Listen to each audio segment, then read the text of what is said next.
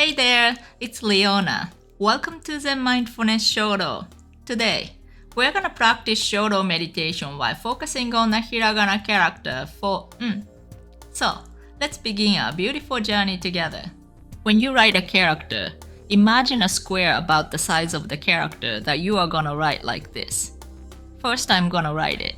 Then I'm gonna explain the points and tips for writing the character beautifully in detail.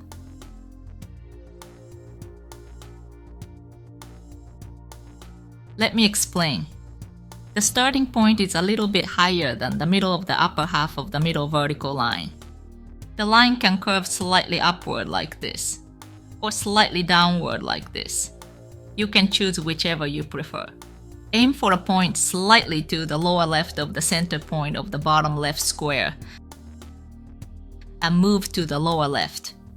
Then pause lightly, and this time, with a line that's slightly more inclined to the right than the line you just wrote. Come up to the right until you reach the height of the middle horizontal line.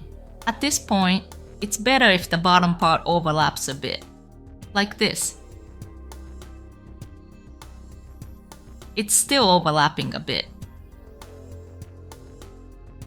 But this one looks having more space between the two diagonal lines, overlapping as it goes up, creating a space around here.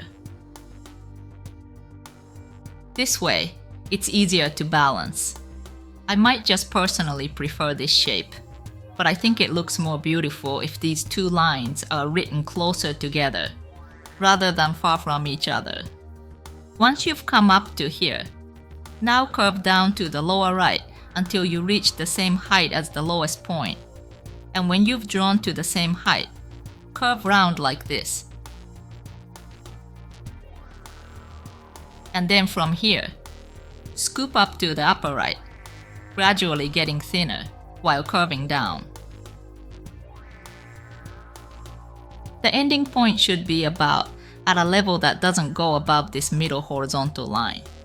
It's okay to go up to the middle horizontal line, but it looks more beautiful if it doesn't go higher than that. As for this turning point just before going down, some people might round it down like this. But if it's too round, it looks like an intentionally rounded character called marumoji in Japanese. So making it more pointed creates a more mature looking character. This way looks cuter though. If you turn without rounding this part, it becomes pointed like this. So if that bothers you, after coming here and here, shift slightly to the right by about the thickness of the pen like this. Then come down like this. This way, this part doesn't become sharply pointed, like this.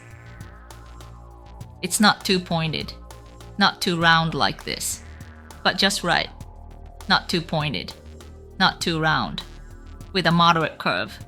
So I think that looks beautiful.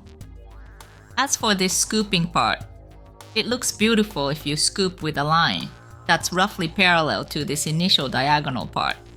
For instance, if it goes horizontally like this, or where should I write? If I write here, if the direction isn't parallel like this, the shape becomes a bit off. So if you can scoop up to the upper right in a way that's roughly parallel to this line once you've come this far, I think it looks beautiful. Also, it's important to properly scoop and gradually make it thinner here. For example, rather than coming with the same thickness from the starting point to the ending point and stopping like this, once you've come this far, properly and gradually lift off, creating a line that gradually gets thinner like this. This adds movement to the overall lines of the character. Writing slowly makes the line thicker, and scooping quickly makes it thinner. So writing with this variation in line thickness expresses the beauty of handwriting with more movement. Why don't you try practicing while keeping these points and tips in mind? If you're interested, you can buy this on Amazon. See the link in the description. Alright, let's start practicing together.